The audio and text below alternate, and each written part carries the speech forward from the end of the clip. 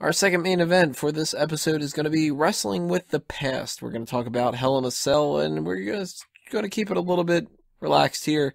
Talk about a couple of different topics. Number one, favorite moments from the past couple of different events that we've had. The first one was 1997, so we're going to go back all the way there. Talk about what's coming in the future, too. Our best moments that we think have happened as well. All those memories that we've had in between. And who we think are the most iconic Hell in a Cell competitors, what we think the match means to us now, any kind of topic that we basically have when it comes to Hell in a Cell in general, except for giving predictions for the next pay-per-view that's going to be coming up, because that's what we're going to be doing next week. And obviously, don't need to do that twice. So, I guess the first thing that we can talk about here is that most iconic Hell in a Cell guy. That's the topic that really started out as the main thing that I wanted to kind of talk about here. I gotta say, it's tough to really narrow down who it is, but I would put out 5 different names as potentials. I want to see what you guys think about this. Mick Foley. Yep. Undertaker. Yep. Nope. Yep. Yep. Yep. Triple H. Yep. Yep. Shawn Michaels. Nope. Nope. Nope. And Kane. Nope. No. Nope. Now, between those 5, I would say the 2 that stand out the most to me are Mick Foley and Undertaker. Nope. Nope. Triple H, I can see a huge argument for. That became Triple H's match after a while. I think he is. Yeah, maybe he stole tied. that from Undertaker. He might be tied with Undertaker, or he might be like one underneath for having like the most amount of them. So I can totally understand that. But I mean, when I think Hell in a Cell, the first thing that comes to my mind is Taker versus Foley. Now, see, when I think of Hell in a part. Cell, I think of Chris Jericho and Triple H. I've never, ever thought of that match when it comes to Hell in a Cell. That is like such a fucking... That's like one of the most underappreciated Hell in a Cells.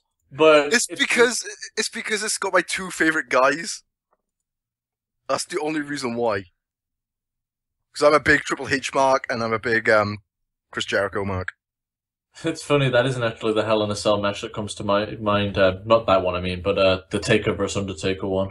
Taker vs. Mick Foley. Taker versus Undertaker? I don't remember that one. That would have been a good match. Also, didn't Triple H have a Hell in a Cell with Mick Foley as well? That's the one I was about to say. That's actually my favorite Hell in a Cell match, and That's a close second. I One of admittedly the have most never important seen that matches one. in Triple H's career. What? You've never seen Mick Foley, Yeah. Triple H? Dude, you haven't lived. I wonder why you don't think Triple H is in the echelon. No, I do think he is. I think he's like number 3 to me, and that's because I missed out on a lot of that. Here's the thing, I can't put Foley there because he has those couple spots, which that's all that match with Undertaker is. It's a couple spots. He had that match with Triple H, which was awesome. And that's all he did with the Cell. He had that tag match he was in as Dude Love, but that's like barely a Hell in a Cell match. Right. So like, I can't look at him as one of the main guys. It's got to be between Taker and Triple H because of all the matches they've done. Well, see, some people try to argue, and I disagree with it, but some people think, well, Shawn Michaels because he won the first one, blah. And some people think, well, Kane because he made his debut. Did he even? the I think he answer wrestled is... one more, right? Didn't Kane also have a Hell in a Cell on Raw with Mick Foley? He had one. Yeah, there's a Yep. Dude Love. WWE kind of already answered this question. We've all said it's down to Triple H and Undertaker. Well, they had a match. Taker won. Ah, that's bullshit, don't count. Shawn Michaels was a dodgy ref. Kane's been in 3 Hell in a Cell matches. I will tell you, I will give this to Triple H only because Undertaker already has a casket match, a buried alive match, halfway credited with the Inferno match. It's more Kane's match, but the Undertaker is already tied to so many gimmick matches. Can't Triple H just have this one? No. I'm hesitant to say it, though. I mean, and that is partially just my bias from not being around when Triple H was the guy, but like To be fair, like his match quality in Hell in a Cell is a lot better than Undertaker's, in my opinion. that I don't doubt. I can imagine most of the Hell in a Cell matches that they've had, it really probably is weighing heavily in Triple H's favor. I mean, he Is it even got a Undertaker did- decent match against Kevin Nash. I mean, fuck me. That's a terrible one. I don't know what you're talking about. But Undertaker didn't hit his peak until after his big Hell in a Cell run. I think the only match he really had after he started hitting that string where he was having all these great matches, I think he had one against Batista, and that one was pretty good. Mm-hmm. That might actually be Undertaker's best Hell in a Cell. It was like that's 07, I think. My favorite Undertaker Hell in a Cell was Edge. That was a good one too. I didn't like the finish on that match though. I don't remember liking Taker and Punk. Oh god. No. And I don't Yeah, remember... to be fair, that was like a really uncompetitive match. Fucking Taker just beat the piss out of him. I don't remember Taker and Big Show. That's from before that.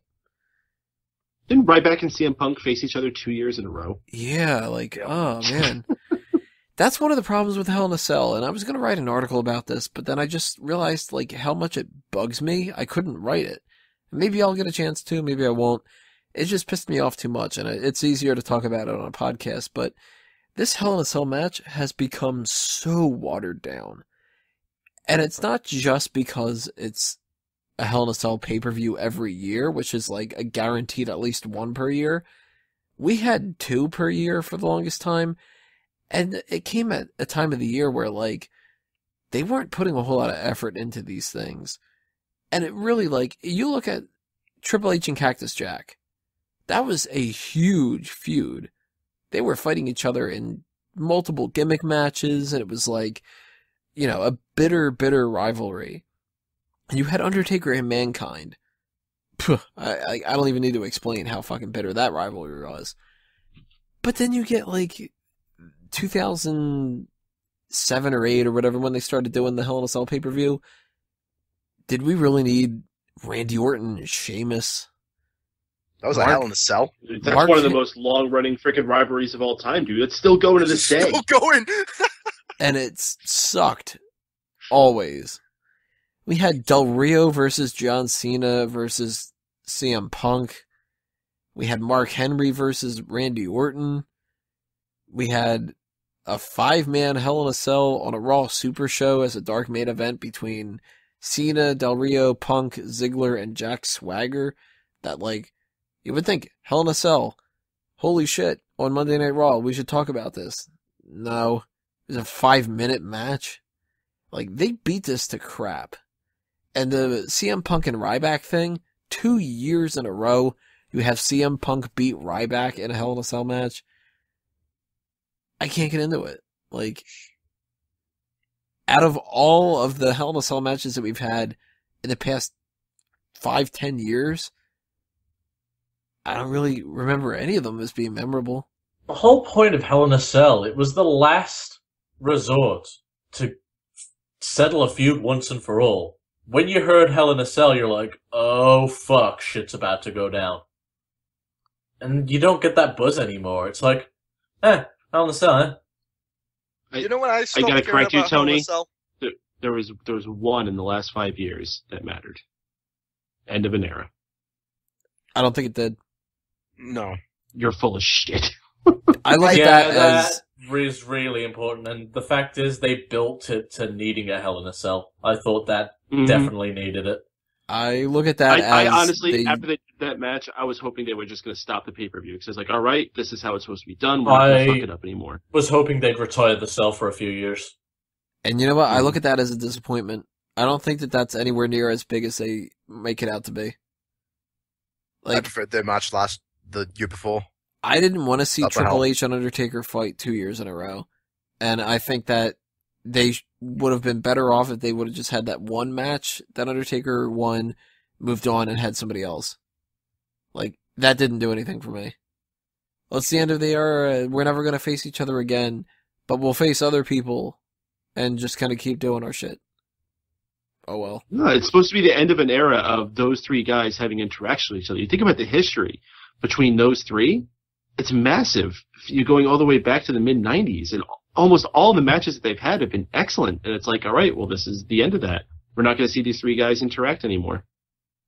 I think the fact that the 2 of them continued to do stuff just watered it down too much for me. If we would have never seen Undertaker again, I would have hated it. But, Or maybe if Triple H wouldn't have wrestled anymore or something like that, where I would have felt more like an impact. To me with this, it was just kind of like, well, they couldn't think of anybody else to do, so they just did Triple H again. Like, that didn't really mean anything to me. They could have had that outside of Hell in a Cell, and it would have been the same thing. No, I think you're missing it, man. It was such... They were just celebrating an era that's gone by. I mean, they specifically brought Jim Ross on commentary for it. Yeah, like, these are supposed to be your 3 favorite guys, and you're completely missing the point of this. I don't understand it. This is a tailor-made gimmick for you. Triple H isn't one of my 3 favorites. Inside your brain, and it was like, all right, let's make this. No, Triple H isn't one of my 3 favorites. Sure he is. Oh. Not even close. Yeah, he is. Yeah, you like this guy. No, I mean, it didn't do it for me. And I'll give you this, though. It's a hell of a lot better than a lot of the other ones we've been getting. Like, I can't even remember most of the other ones. I can at least remember that one. I can't remember what the Hell in the Cell main event was last year. Wasn't that like Dean Ambrose and Seth Rollins? Rollins and Ambrose, yeah. And I don't remember how that ended. Oh, that was great. That was when they did that Bray double Wyatt. spot falling off, going through the tables, and then Bray Wyatt came in. Yeah. With the hologram. Oh, the hologram. That's right. Yeah. Huh. Fucking terrible. Actually, that's a Hell in a Cell match that mattered, but the reason we forget that it did is because it's just so watered down. Mm-hmm. You shouldn't have to call the pay-per-view Hell in a Cell to get people buzzed for Hell in a Cell. The match should sell the fucking pay-per-view. It should be Ruckus in a cage. I stopped caring about Hell in a Cell after the first Brock Lesnar and Undertaker match. That's when I stopped caring about it. That was something like 2002, 2001. Mm-hmm. You know what one really stands out to me? Was Chris Jericho and Wyatt and Triple H. And before that, it was Triple H and I don't fucking know. One that really stands out to me is something that just like was unnecessary that I'm looking at. And I don't remember exactly what went down when it happened because I wasn't watching then. But looking back, maybe you guys can fill me in on like, no, this was really great at the time or something like that. DX versus Shane, Vince, and Big Show. No, that was God, that was awful. I can't imagine. That was during one of the darkest eras of wrestling, mm-hmm. and that was during one of those terrible DX reunion tours. And also, even like the whole freaking Vince and Shane thing was kind of played. The only good thing they did during that whole feud is when Vince McMahon was calling out God, and Shawn Michaels had to get God as his tag partner. I actually liked. Actually, that was a different feud. Wasn't it? I actually it was the Shawn Michaels feud, which then led to the Triple H and Shawn reunion. Yeah. So it's kind of the same thing. Somewhat. It's but I liked the DX reunion tour, the first one. I didn't like the second, the third, the fourth, and the fifth. And this match wasn't great by any standards, but it did finish off their feud like it was meant to. Well, you like the fact that they shoved Vince McMahon's head in Big Show's ass. It was very, very fitting because that's the anti-establishment, and they're sticking the man's head up some guy's ass. Well, not even just that. They had a running shtick about making Shawn Michaels join the Kiss My Ass Club, mm-hmm. and he wouldn't do it. Yeah, they'd even had like skits where fucking Shawn had thrown Shane's ass into Vince's and stuff. So it was a running thing, and the matches looked back on like kind of shitty because people don't like that era of DX, but I think it was a lot of fun. I think DX was probably the high point of the product at the time. Well, obviously the first thing that started this all off is Shawn Michaels defeating The Undertaker. We got Kane's debut at Bad Blood. One of the most like iconic things that's ever happened in WWE. And one of the most important things too, because that led into the whole Montreal screw job and everything. That whole time period, lots of really important shit happened. And the person who owes the most to Hell in a Cell, clearly Glenn Jacobs. That dude, like, he just debuted and he made a fucking name for himself in one shot. I mean, of course, they built it up, so it wasn't like he came in out of nowhere and whatever, but he looked like a fucking monster then. And that's gotta be one of my favorite debuts of anybody in any situation ever. That was amazing back then. I would say it's the best debut of all time. It probably I dare is. someone to name a better debut of anybody. I like the debut, but I didn't like the commentary. Oh my god, that's the brother! That's the brother Kane! It's That's like, gotta fuck be off, Jonathan. Kane. Fuck He's off, gotta Ross. have a shot. But like, Well, here's the thing, Sean. Did you watch them while that was built? Because it was a really big mystery. It was so well done when they did that. When Paul Bearer was coming out and just be like, "I know your deep, dark secret, Undertaker." he's alive, Undertaker. He's alive. Oh man, Paul Bearer was so fucking good at that time. To be fair, I didn't watch the WWF back then because it wasn't on Freeview, unlike WCW. Dude, this was gripping television at this time. This was the shit to watch. Mm-hmm.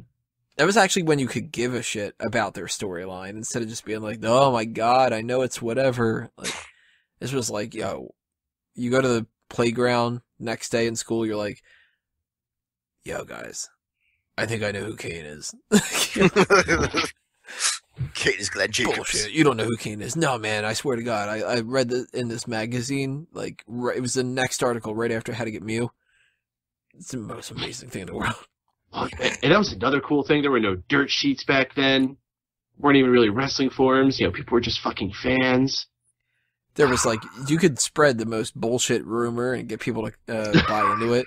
My dad is Kane. Like, you could do something like that. Or you could be like, no, you know who really is Kane? It's Sting, because he's coming over from WCW. And people would be like, "Oh, dude, that's fucking amazing." And you'd be like, "I know, it's total bullshit." But, like, that was amazing. That's one of the best things that's ever happened in Hell in a Cell. And, you know, we're saying it. One of the best things that's ever happened in WWE, period.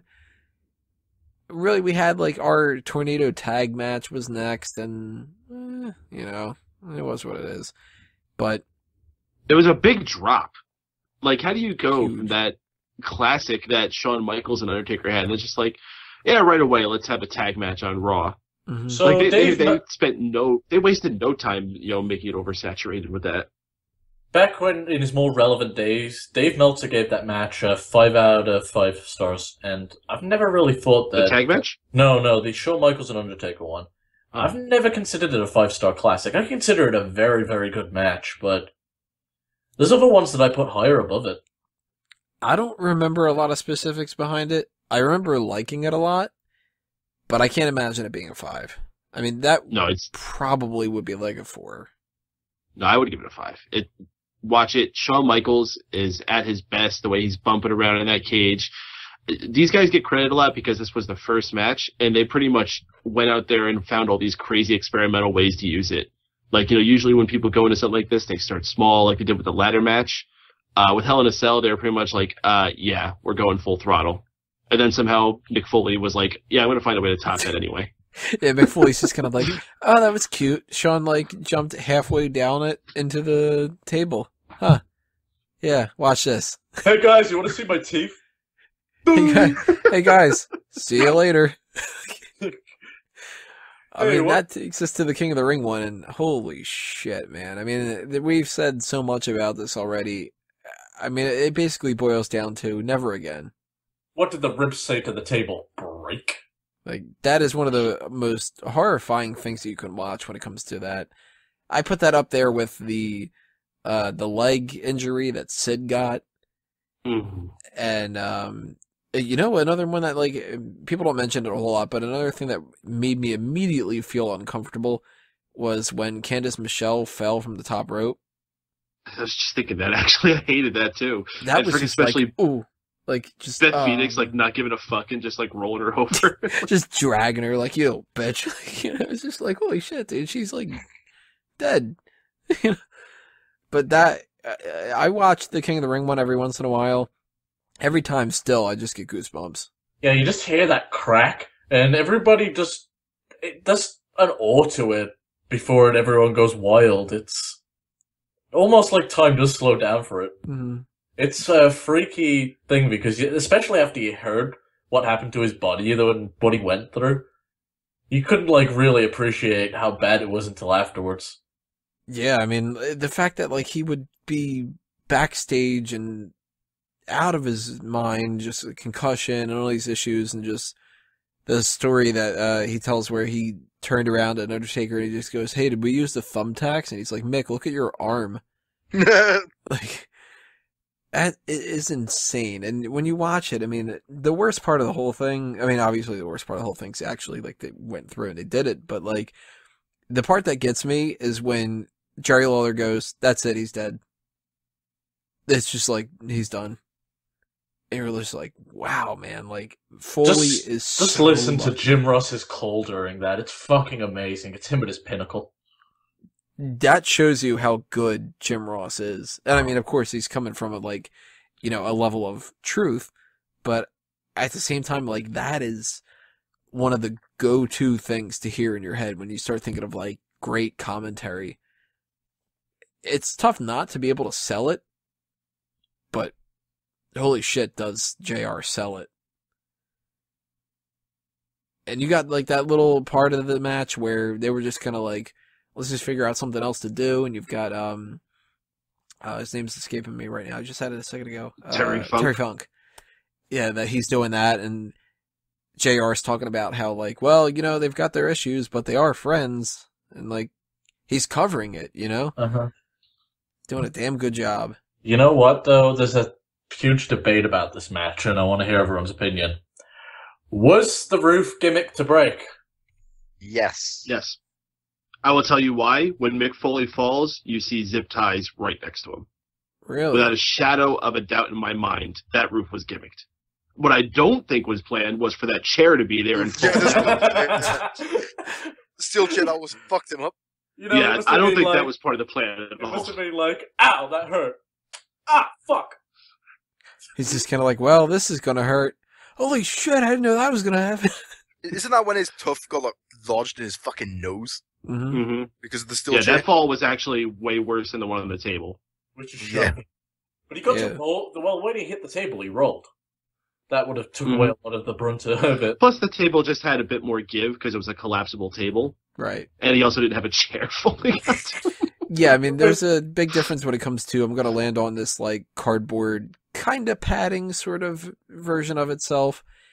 You know, he hits the rest of the stuff that's in the commentary table. It's not gonna feel good, but you compare that to, I'm gonna get chokeslammed multiple feet up through a cage onto a fucking steel chair.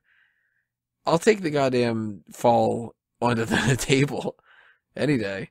Just imagine how bad it would have been if Mick just hesitated at the last second. Ooh. Like, before he got thrown off, that could have ended ugly.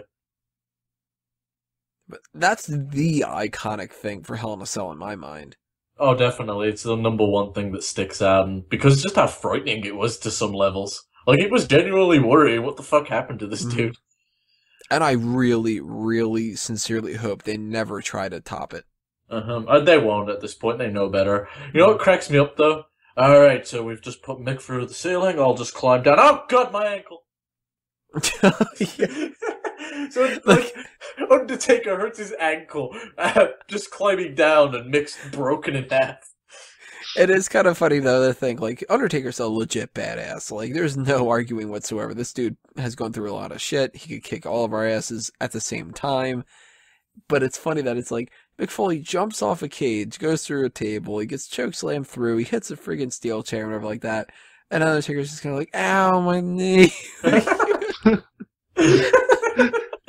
Oh, my. Oh, guys, no, seriously, my leg, like, really hurts.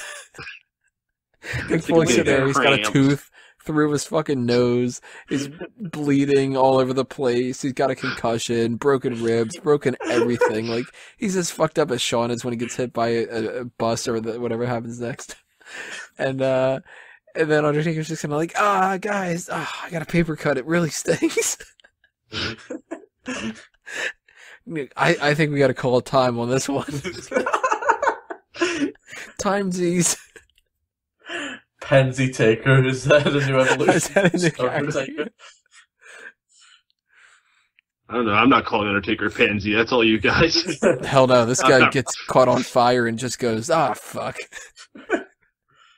Well, at least he didn't call him a big old dick. But a lot of these are forgettable. Wow, man, I really botched the hell to say forgettable there, didn't I? Forgettable. That's what I was trying to say. Like Big Boss Man and Undertaker. The only thing that's memorable about that is the ending. Well, when It's a Undertaker WrestleMania match, hanged though. fucking Big Boss Man. You know what was the best part about that match? The Brood got screen time, baby. Random Dusty Rhodes. Baby. Baby. Does anybody actually remember some of the other ones? Like, well, I know that That one? to Jericho versus Triple H, but Hey, that's the one where Tim White retired, alright? No, that was the Kevin Nash one. do you guys remember Kane Shut and up. Undertaker from 2010? I tell you Actually, one that might be I right, sure. want to watch, but I always forget to watch is Armageddon. Oh, that is I love that match. I haven't seen it, but I've always seen the clip of Rikishi getting chokeslammed into the fucking haystack van. I tell you why I love that match is because it was such a question where you had these 6 guys who were all on massive pushes at the time. Kurt Angle was going in the champ, and I was such a massive Kurt Angle mark at the time, and I was like, oh god, there's no fucking way he's getting out of this match with that title.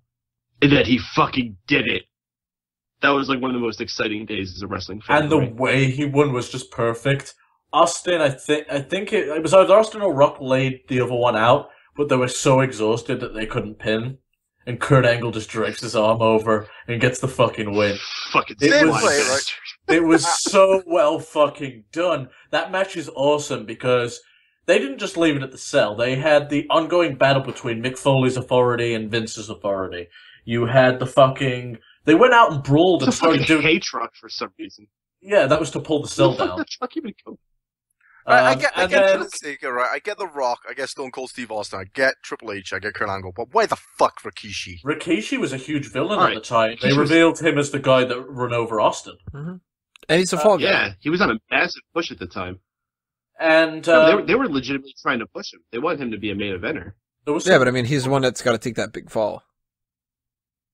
That There's fucking some he took really- a big fall. God damn it. Jesus There's some Christ. really cool stuff though that they did on the the ramp.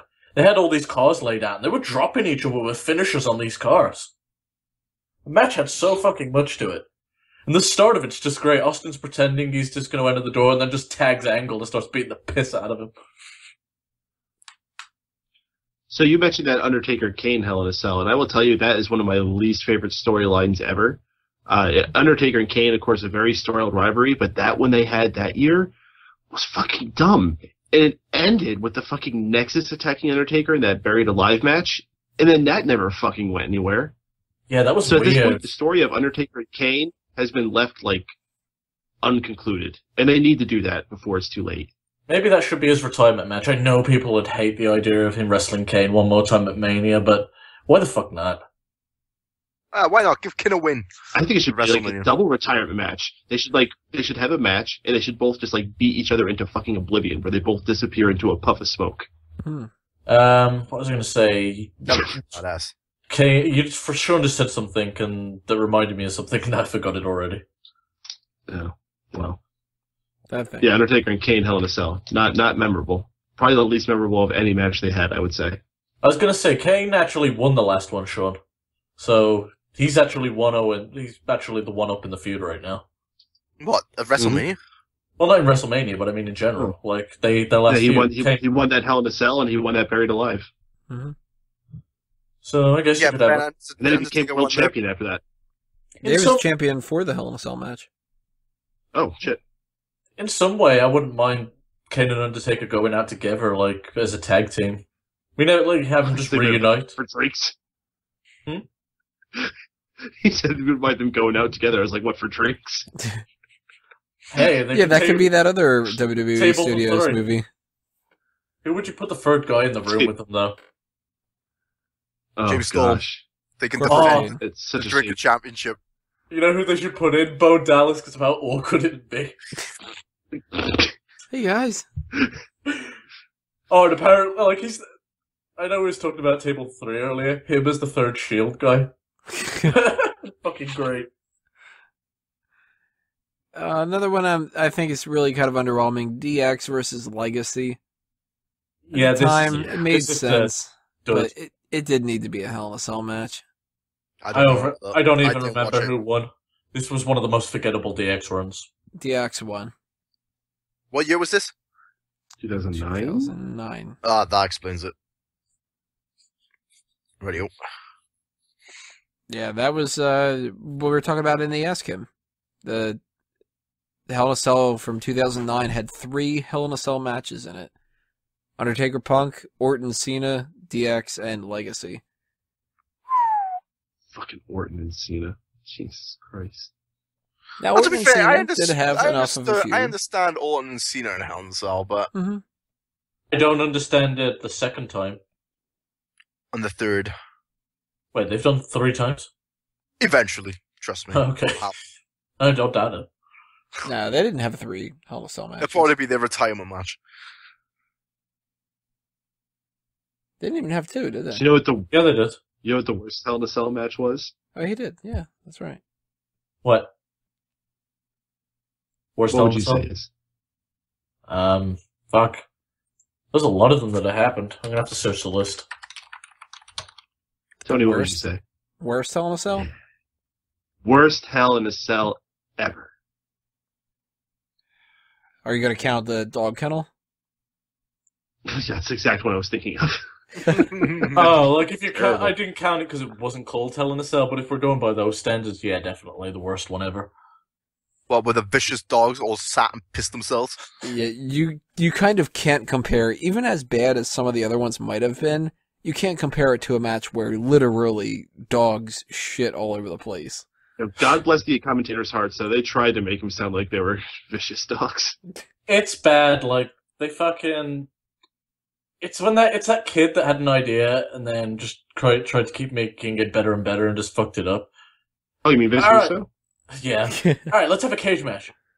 All right, let's have a cage inside of a cage. Let's put dogs in between the cages. Oh, and then let's light it on fire. Who was that? Was it Big Boss Man and Al Snow, was it? Or Big Yeah, Boss Man what and a Jake fucking- Snake? No, No, is that Big Boss Man also? did you really just say Jake the Snake? I don't know why I thought Jake the Snake. Oh, I got a great idea. Let's do a Hell in a Cell, but with snakes inside. That'd be pretty cool. What does everybody want? Snake. And then we'll set it on Al Snow fire in fucking Hell in a Cell? and electrify it. In fact, let's make it electric Fucking eels. Oh shit! I'm glad they've never done an electric Hell in a Cell. I want to see an electric anything after what TNA did with the cage. Electric Oh, eel in a cell. goodness. Wait, All right. what did TNA do with the cage? All right, so their idea of an electric cage was when the guys get hit up against the wall, we're going to press a button that makes the lights dim and flicker a bit and make buzzing noises. Zzz, zzz. And they didn't do it on time, so it happened afterwards. It was fucking. So anytime Bubba horrendous. Ray is questioning his placement in WWE, they should just show him tapes of that and be like, "Oh yeah, gonna be back." So, you think about leaving again? Nope. Nope, not at all. Matter of fact, you can give me a pay cut if you want. Hey, at least you guys pays check on time. Hey, that janitor over there, I'll help you out here, buddy. Love my job here. Alright, for anyone that thinks that we're for anyone that thinks we're too harsh on TNA, that description right there should be enough to fucking symbolize why we're justified. God, imagine if they would have had a chance to do a Hell in a Cell match. Oh fuck me. They I mean, did. They do. It's called Lethal Lockdown, it. Yeah, Lethal Lockdown. That's true. God, Didn't I they like forgot add? about that. Didn't they add weapons to the roof?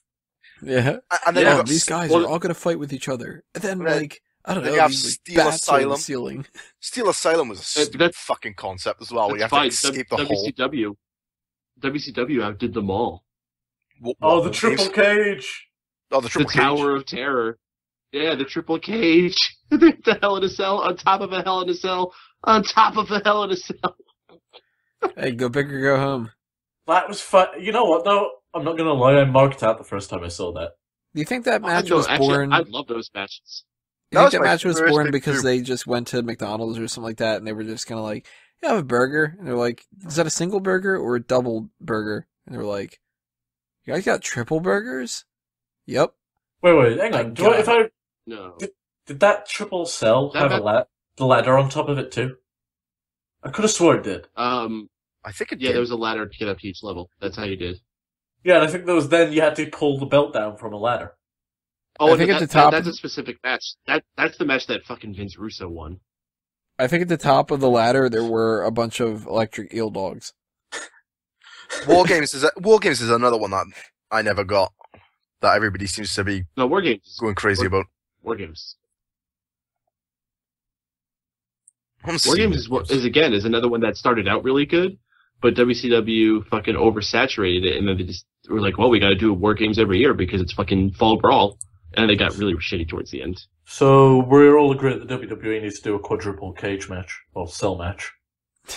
No, I fuck think that. It's called the they do- Punjabi prison match, mate. They need to do less cage matches at this point. Fuck it. Less cage matches in general of So any less variety. cage matches, but when they do, they put 4 in 1. What about They all make the up other for it. match concepts? Like, why don't we ever see like strap matches anymore? I still think Breaking Point was a damn good name for a pay-per-view. And Yeah, but they you don't gimmicked need to do the gimmick of like everything's got to have some kind of a submission stipulation or whatever. But man, get rid of Hell in a Cell and bring Breaking Point back. Right, out of the two, right? Out of the Elimination Chamber and Hell in a Cell, which is your favorite? Hell in a Cell. At this point, Elimination Chamber. Then again, that first I agree. Elimination Chamber is one of the best damn matches I've seen. I have more fun that- watching an Elimination Chamber match now than I do Hell in a Cell.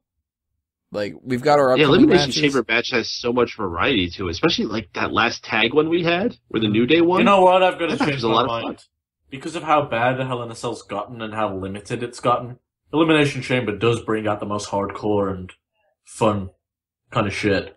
Since the Hell in a Cell's always meant to be for a blood feud, Elimination Chamber's just like, fuck it, go kill each other. And then you See, got now- the Punjabi prison match, which only happened Ugh. twice. Thank fuck. See, my big problem with Hell in a Cell now, outside of the fact that they've just watered it down by having it too often and with feuds that I don't care about, is they can't get anywhere near as violent as they used to be. And I don't wish them to ever do anything like the Mick Foley stuff, but holy shit. The worst way you can do a Hell in a Cell match is to have just a normal match inside the cell. Oh my god, we brought up the fucking steel steps. Oh, the chairs, there's a pile of them. Yeah, that is like, you might as well not even do it. There's a big issue. You don't need to go to the top of the cell and fall off. But if you're going to do a cell match, it needs blood. Mm-hmm. I don't give a fuck about the people that are like anti-blading. Blood has a place in pro wrestling. It's still needed. It adds another level of excitement, another level of drama. Every time that Brock Lesnar has busted open the hard way, people have fucking raved about it. It's needed in these type of matches. Who's got the two Hell in a Cell matches this year? It's Undertaker and Brock, and who? Roman Reigns and Bray and Wyatt. Bray Wyatt. Oh, fuck me. Okay, That's like, gonna be terrible. Roman Reigns could earn a lot of fans with the sight of him in a Hell in a Cell, covered in a crimson mask, and doing his fucking taunt before he does the Superman punch. That'd be a fucking awesome visual. But you won't get it. No, see, and I mean, we'll get into this a little bit more next week when we talk about our predictions and stuff, but the fact that Hell in a Cell has gotten to this point now where I don't see anything really great happening just kind of kills all the buzz for it. Like, I can't look at... We used to be able to see, like, they'd go, all right, we're going to have this match, and it's going to be Hell in a Cell, and we'd go, oh, shit. And now it's like, all right, Roman Reigns versus Bray Wyatt, Hell in a Cell. Okay, so that's the Hell in a Cell match. Don't care. And I mean, the same would have applied with Seth Rollins and Kane. Wouldn't have cared. Undertaker and Brock Lesnar? Honestly, I kind of don't care. I'd rather have them done one cell match than need to just make it the main event, and that's all. Mm-hmm. I don't particularly care about the Brock Lesnar and Undertaker Hell in a Cell. I've already seen it. Brock Lesnar already won. I don't give a fuck. Actually, there's one visual from that Hell in a Cell which is fucking awesome. Undertaker grabs Paul Heyman's tie through the cell and starts yanking him into the cage repeatedly, and Heyman does like an awesome juice job. So, one other topic that I wanted to bring up here before we end this off, I mean, we're kind of on the subject of why they shouldn't have a Hell in a Cell pay-per-view.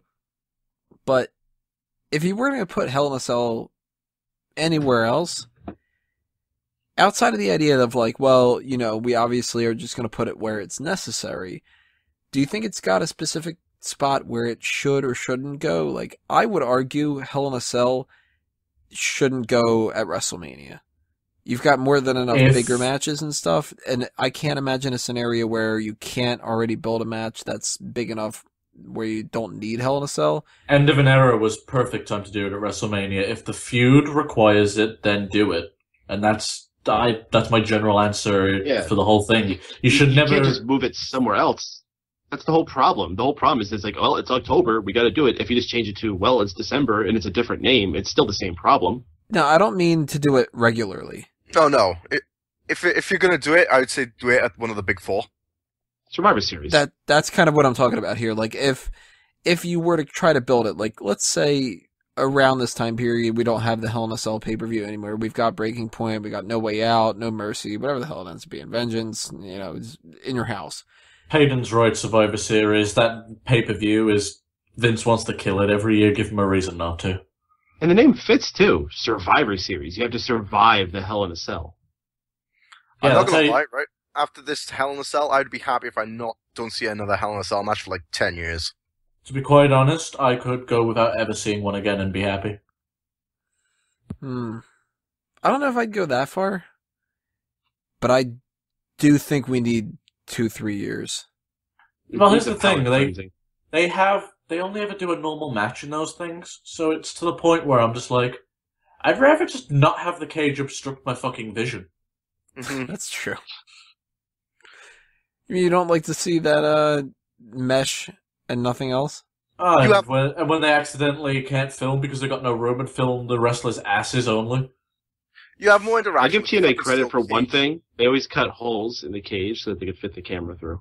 Yeah, that's true. You have more interaction with a steel cage match nowadays than you do in a Hell in a Cell. That's weird. I would much rather be in a Hell in a Cell match than a fucking cage match at this point. Alright? Because you're gonna get thrown into the fucking cage at this point. In a cage match, whereas in Hell in a Cell, you're like, if I stay in the ring, the worst thing that's gonna happen is probably some dude is gonna throw steel steps at me.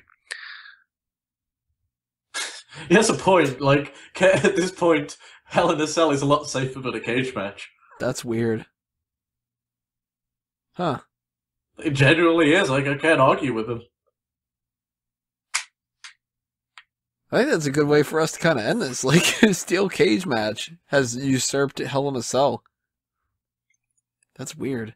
And also, Triple H is the king of last man standing matches as well as a Hell in a Cell. Sure. I don't know, John Cena. Fucking John Cena. That's another discussion for another day, though. Any last things you guys want to mention about Hell in a Cell before we wrap this up? I like how it's big. Alrighty, everybody, tell us your thoughts on Hell in a Cell. Who do you think is the most iconic competitor for this?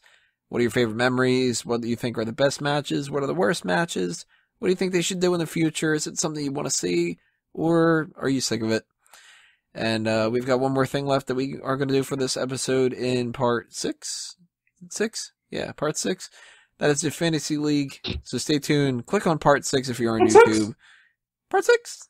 And part 6 will be right up.